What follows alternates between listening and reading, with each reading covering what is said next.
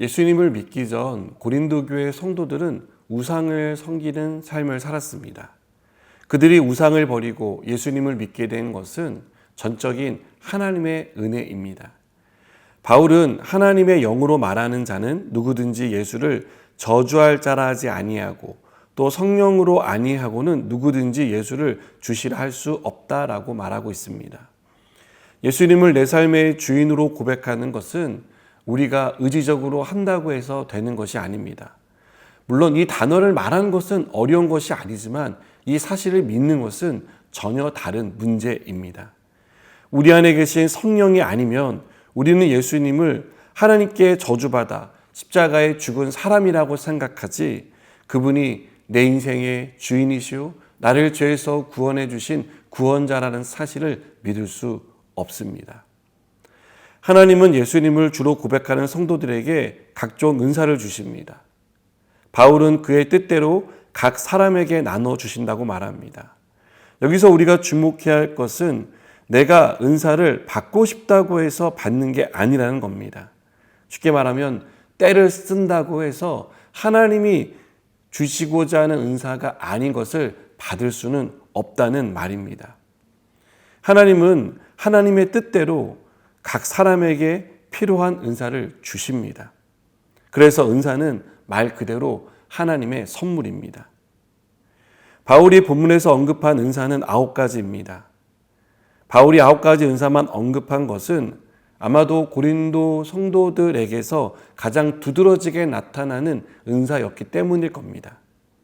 이 은사 외에도 은사는 더 있습니다. 하나님이 주시는 은사를 이해할 때 주의할 점이 있습니다. 더 크고 더 작은 은사는 없다는 것입니다. 가끔 어떤 분들은 방언보다 통역의 은사가 더 크다는 생각을 합니다. 그리고 통역보다 신유의 은사가 더 큰 은사라고 생각합니다. 하나님이 주시는 은사에는 크고 작음이 없습니다. 내가 달라고 떼쓴다고 달라고 해서 주시는 것도 아니고 하나님이 주고자 하시는 것을 주십니다. 그래서 하나님이 주시는 은사는 모두 좋은 은사이고 또 나에게 꼭 필요한 은사입니다. 하나님이 이렇게 은사를 주시는 이유가 있습니다. 첫째는 나를 유익하게 하기 위해서입니다. 나를 유익하게 하기 위해서 주신다는 말에 오해가 없기를 바랍니다. 이 말은 나만을 위해 주신다는 말은 아닙니다. 우리는 은사를 통해 하나님의 살아계심을 경험할 때가 있습니다. 잘 느껴지지 않고 보이지 않는 하나님이 은사의 나타냄을 통해 정말 살아계시는구나. 하나님이 나와 함께 하시는구나 라는 것을 알게 된다는 뜻입니다. 이것이 나를 유익하게 하기 위해서 주시는 것입니다. 둘째로 교회를 위해서 주십니다. 바울이 은사에 대해 설명하며 은사를 덕을 세우는 것과 연결하는 이유는 이것이 교회의 덕을 세우기 위해서 우리에게 주신 것이기 때문입니다. 즉 교회를 유익하게 하도록 은사를 주셨고 우리는 그 은사를 공동체를 유익하게 하는데 사용해야 합니다. 어떠한 은사를 가지고 다른 사람 위에 군림을 한다거나 지배를 한다거나 조종을 하려고 한다면 그것은 하나님이 은사를 주신 이유와 목적에서 완전히 벗어난 것입니다. 우리는 겸손하게 우리에게 주신 은사들을 통해 한 사람 한 사람을 섬기고 공동체, 즉 교회를 유익하게 하는데 힘써야 합니다.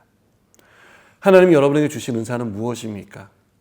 혹 아직 발견하지 못했다면 어떤 은사를 주셨는지를 구하고 발견하는 시간이 되었으면 좋겠습니다.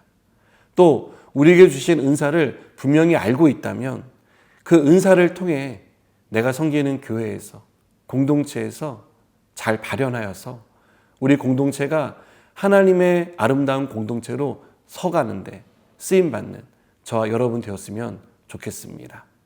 기도하시겠습니다. 하나님, 우리를 유익하게 하고 교회를 유익하게 하기 위해서 우리에게 주신 은사임을 믿습니다. 이 은사를 바르게 사용하게 하시고 하나님의 영광을 위해 쓰임받는 우리가 되게 하여 주옵소서. 예수님의 이름으로 기도드립니다. 아멘.